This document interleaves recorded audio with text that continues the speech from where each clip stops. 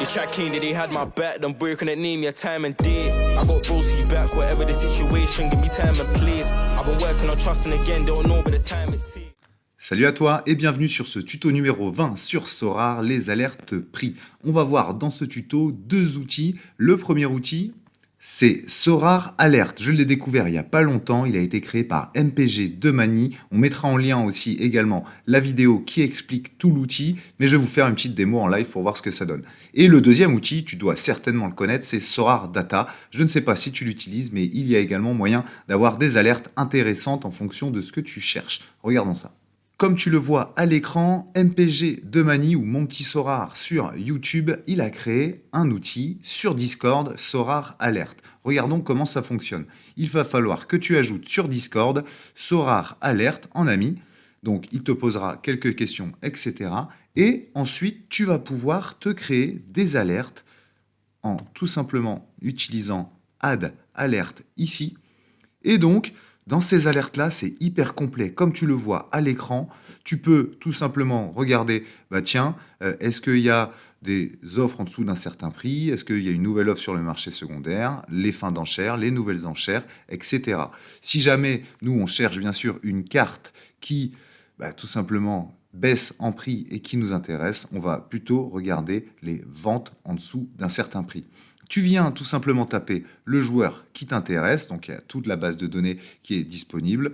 Je vais sélectionner un joueur au hasard. Tu viens sélectionner également la rareté ici, donc tu peux mettre effectivement limited par exemple, comme tu le vois juste ici.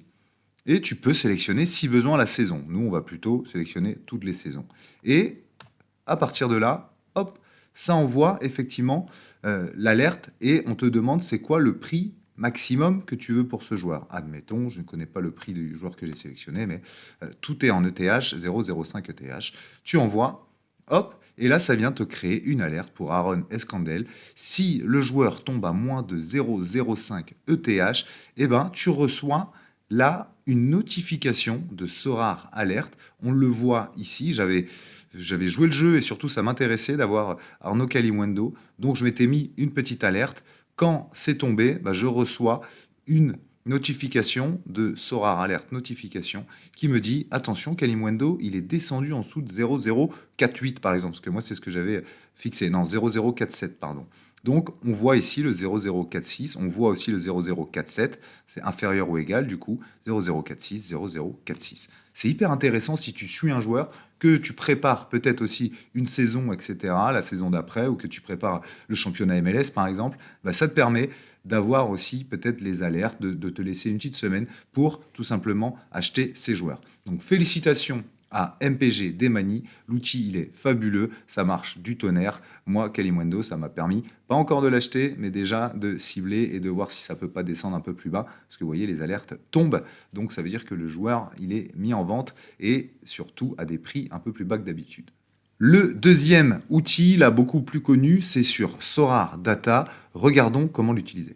Donc, sur Sorare Data, tu peux aller directement ici, donc dans ton profil, sur le lien My Price Alerts. Là, tu vas pouvoir ajouter les alertes qui t'intéressent. Admettons, Nikola Kavlina, le gardien du Lokomotiva Zagreb. Je le sélectionne, j'ajoute. Et donc là, je peux venir mettre tout simplement à partir de quel prix je souhaite recevoir une alerte et surtout dans toutes les raretés. Tu sélectionnes, bien sûr, si tu veux en euros, si tu veux en ETH, etc. Admettons, je mets en ETH et je mets en dessous 0,18. Là, hop, ça enregistre automatiquement ton alerte. Tu peux mettre, bien sûr, tous les joueurs que tu souhaites. On voit que j'avais fait le test aussi pour Kalimuendo et Guiri ici. Et là, tu vas recevoir une notification Sorare Data quand le prix sera en dessous des 0,018. Ça donne tout simplement ça sur ton téléphone. Donc, tu as une petite notification qui s'affiche. Attention, alerte marché, Nikola Kavlina. Ça te met tout simplement le numéro de la carte. Ça te met l'expérience aussi de la carte, le bonus d'XP. Et bien sûr, ça te dit que c'est en dessous 0,017 par exemple, si jamais tu avais mis un seuil au-dessus. Donc, ces deux outils sont plutôt intéressants. Ça permet, quand on cile des joueurs, mais qu'on n'en a pas besoin tout de suite et que c'est plus pour construire sur le moyen terme, etc., de se mettre des alertes et d'essayer de les avoir au meilleur prix possible. Ça permet aussi, si on a des joueurs en vue mais qu'on se dit qu'ils sont un peu trop chers pour le moment, de se mettre des alertes et quand le joueur tombe, on voit aussi tout simplement l'opportunité directement et on peut peut-être les acheter direct. Autre utilité, si tu peux très bien mettre des alertes sur tes joueurs, admettons, tu les mets à un seuil, si tu vois que le joueur tombe, c'est peut-être qu'il y a des mauvaises nouvelles, des nouvelles de transfert, etc. Ça peut aussi être dans ce sens-là, tout simplement pour avoir de la veille sur des joueurs déjà existants dans ton portefeuille. Voilà, en tout cas, pour ces deux outils. J'espère que ça t'a plu. Je ne sais pas si tu connaissais. En tout cas, je vais l'utiliser, moi, avec parcimonie, bien sûr. Mais dès que je vais cibler un joueur, je mettrai les alertes et je pense sur les deux outils pour aussi être sûr de rien rater. À très vite pour un prochain tuto. Salut! And I've always been DTP, I've never been CLB like